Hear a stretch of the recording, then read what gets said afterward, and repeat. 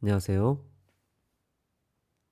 하늘숲 새벽 묵상 시간이 시작되었습니다. 오늘은 이번 주 교과의 5번째 날 말씀을 함께 살피겠습니다. 말씀의 제목은 대중의 기대와 다른 메시아입니다. 예수님의 기적 가운데 가장 유명한 기적이 있다면 바로 오병이어의 기적입니다.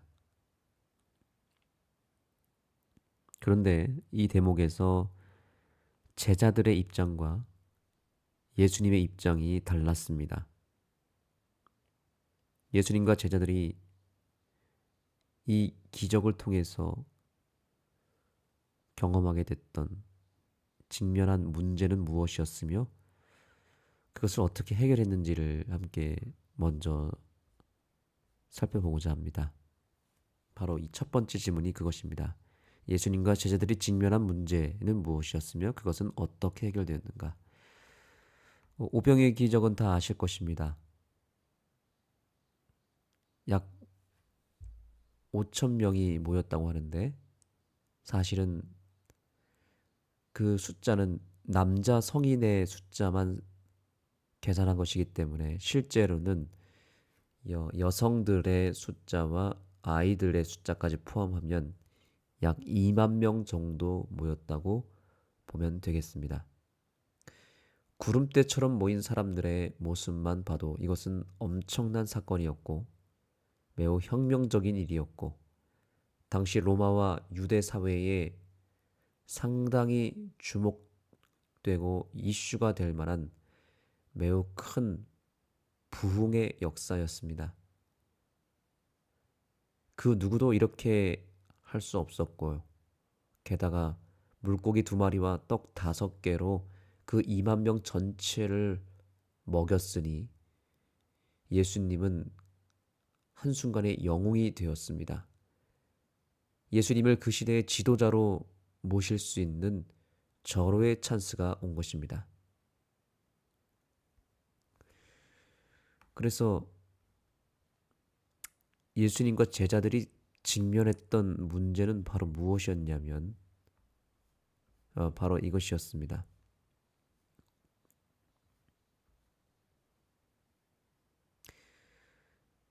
이 이야기의 특징은 예수님 당시의 메시아에 대한 대중의 생각과 관련이 있다. 사람들은 메시아가 이스라엘을 적들로부터 해방시키고 의와 평화를 가져올 것이라고 기대하고 있었다. 바로 이것이 그들이 직면했던 문제였습니다.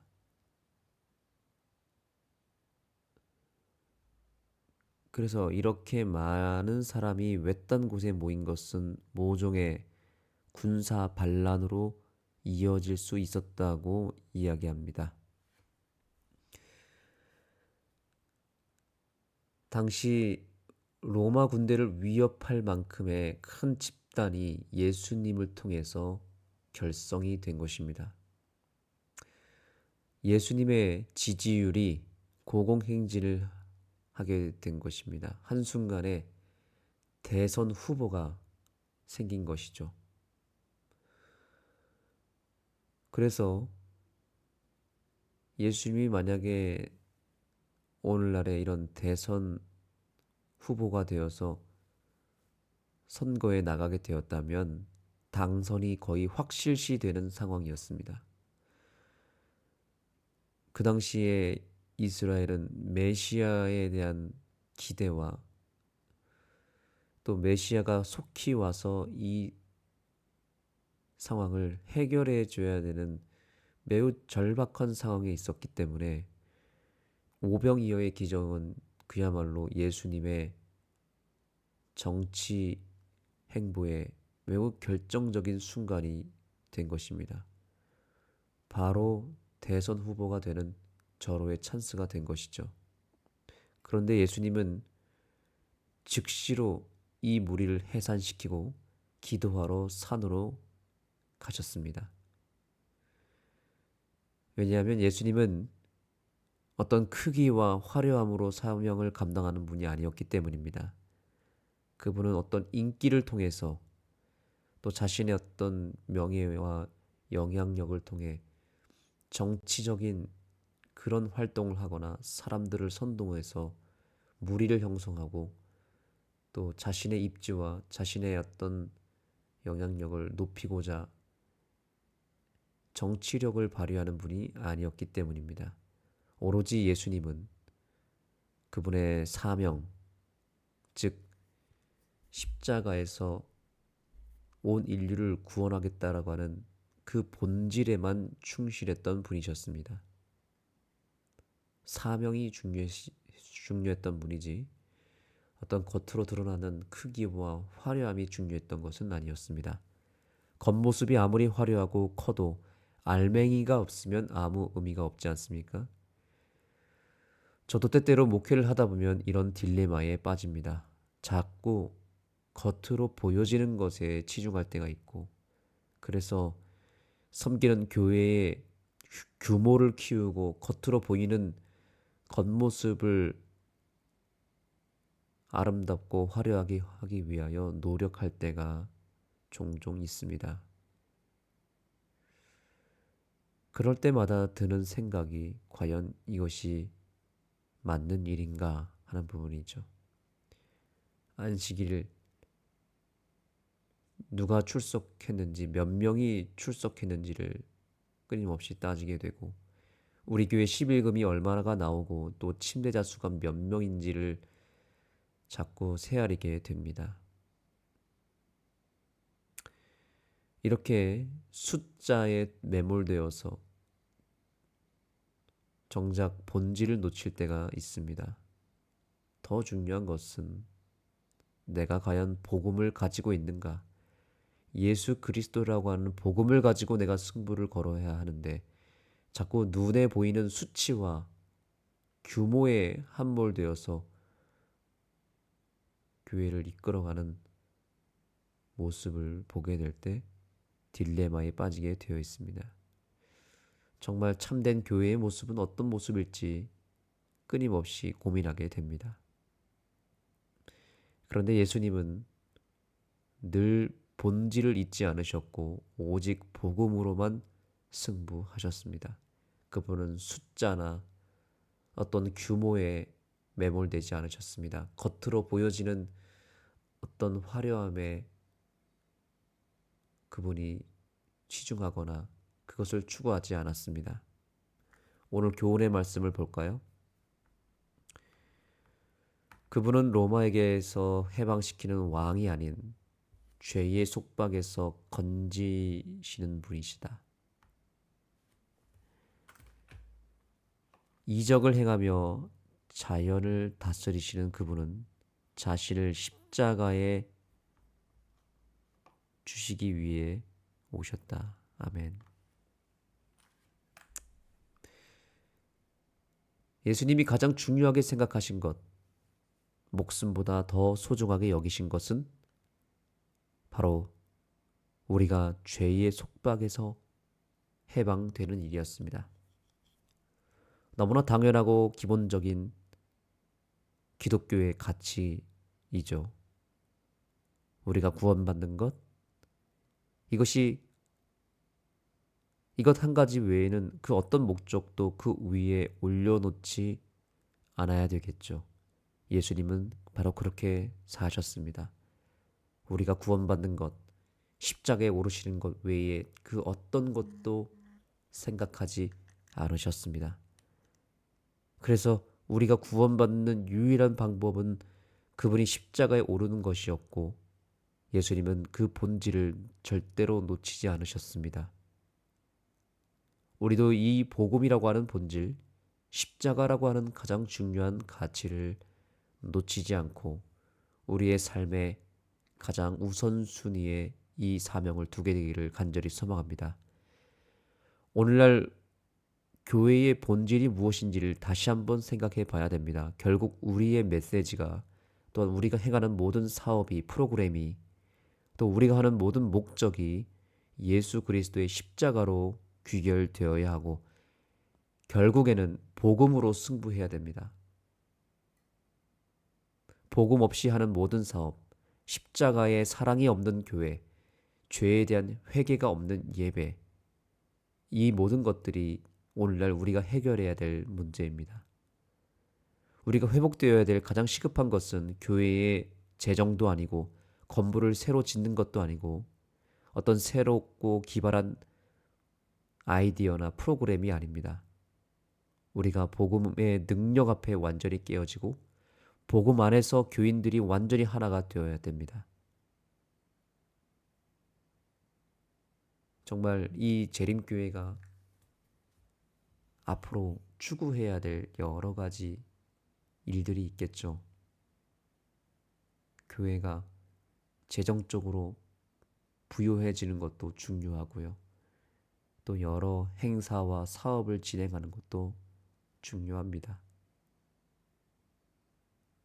그런데 가장 중요한 것은 우리가 복음을 가지고 있는가, 복음의 능력이 있는가, 예수 그리스도의 십자가가 높임을 받고 있는가.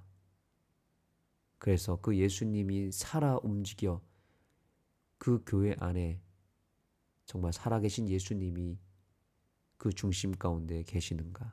그 교회만 가면 예수님을 만날 수 있는가. 그래서 그 예수님을 통하여 매 예배마다 회개의 역사가 일어나고 성령의 충만한 부흥이 일어나고 있는가. 바로 이것에 대한 해답을 갖고 있어야 되는 것입니다. 십자가의 능력과 예수 그리스도의 살아계심을 온전히 맛보고 경험하여 그 예수 그리스도라고 하는 실체, 예수 그리스도 그 자체를 우리가 증거하고 나눌 수 있다면 오늘 우리에게는 희망이 있습니다. 우리는 끊임없이 교회가 규모로서 큰 교회, 건물도 화려하고 사람도 많고 그래서 이 세상에서 정말 인정받을 수 있는 그런 교회를 추구하고 있습니다. 왜냐하면 우리 재림교회는 너무 작고 초라하고 여전히 부흥의 기미가 보이지 않은 채 무기력하게 있거든요. 목사든 교인이든 너무나 무기력합니다. 이대로는 안 될 것 같다는 생각을 합니다. 정말 아무런 영향력도 없고 또 교인들은 또 목회자는 선교적으로 움직이는 것 같지 않습니다. 그냥 무기력하게 있습니다. 한번 돌아보시기 바랍니다. 정말 내가 신앙을 해오면서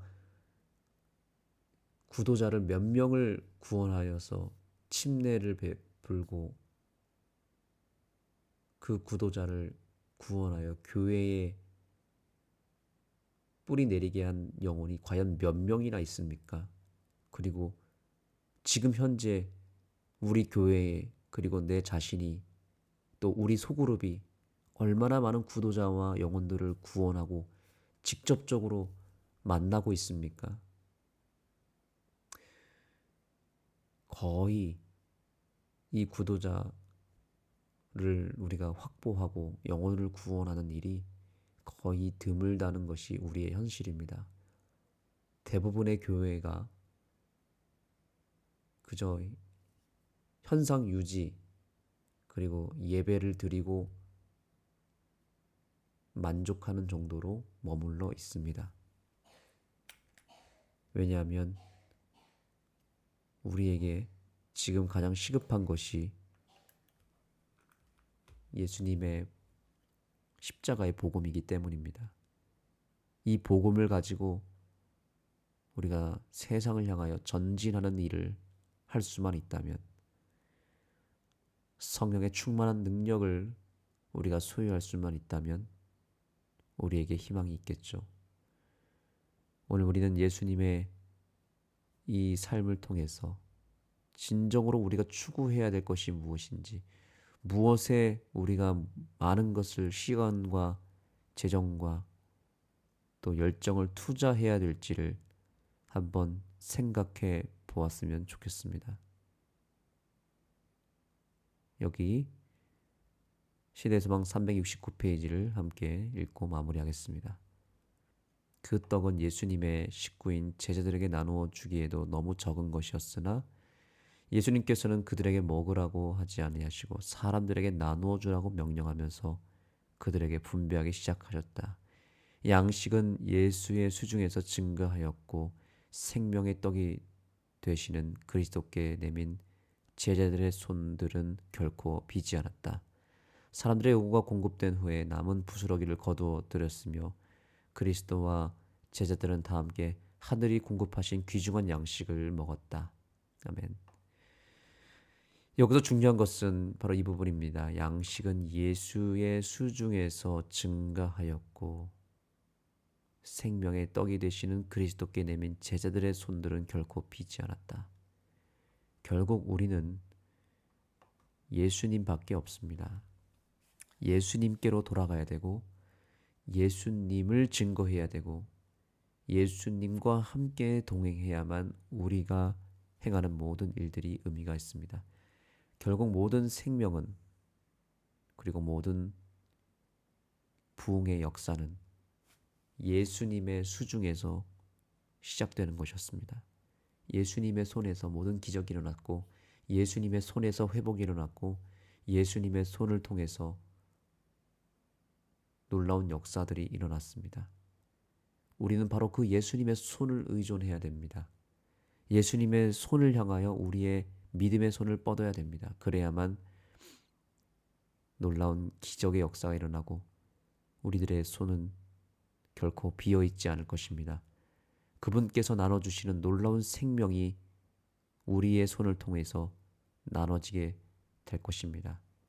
예수님께로 향하시고 예수님의 손을 붙잡는 이 아침이 되기를 소망합니다. 기도하시겠습니다. 하나님, 우리에게 오늘날 기적이 필요합니다. 정말 이대로는 안 됩니다. 우리에게 정말 어떤 희망도 없습니다. 우리는 너무나 무기력하고 너무나 초라하고 우리는 여전히 죄가 많습니다. 주님, 우리를 통해서는 그 어떤 일도 일어날 수 없고 오히려 방해만 할 뿐입니다. 그러나 우리에게 예수님이 살아계시고 우리 곁에 계시는 예수님이 존재하시기에 희망이 있음을 봅니다. 주님, 우리가 어떻게 5천 명을 먹이겠습니까? 어떻게 사람들에게 선한 영향력을 줄 수 있겠습니까? 우리는 아무것도 해줄 것이 없고 나눠줄 것이 없고 그래서 아무것도 할 게 없습니다. 주님, 그러나 주님을 통해서는 모든 것이 가능하며 주님의 손을 통하여 행할 때에 의미가 있음을 압니다. 주님께서 일해 주셔야 합니다. 주님께서 우리를 대신하여 역사해 주셔야 합니다. 오늘도 우리는 예수님을 앞세우고 예수님의 손을 의존하기를 원합니다. 주님, 저희를 도와주시고 저희 곁에 함께 해주시고 저희 앞에 앞장서 주셔서 주님의 수중에서 생명의 떡이 나눠질 수 있도록 역사하여 주시옵소서. 철저하게 주님의 손을 의지하겠습니다. 주님께 손을 내밀겠습니다. 주님, 저희에게 생명의 떡을 기적의 양식을 허락하여 주옵소서. 우리에게 나눌 것이 있게 하여 주시고 우리에게 주님께서 복의 통로로 능력을 베풀어 주옵소서. 예수님의 이름으로 간절히 기도드립니다. 이제 기도의 시간을 갖겠습니다. 오늘 말씀을 통해서 배운 교훈을 통하여 우리가 주님 앞에 간구할 때에 우리가 예수님의 제자들처럼 예수님께서 나누어 주시는 생명의 떡 또한 은혜를 그저 예수님께 받아서 나눠 줄 수 있는 복의 통로가 될 수 있도록 간구하시기 바랍니다.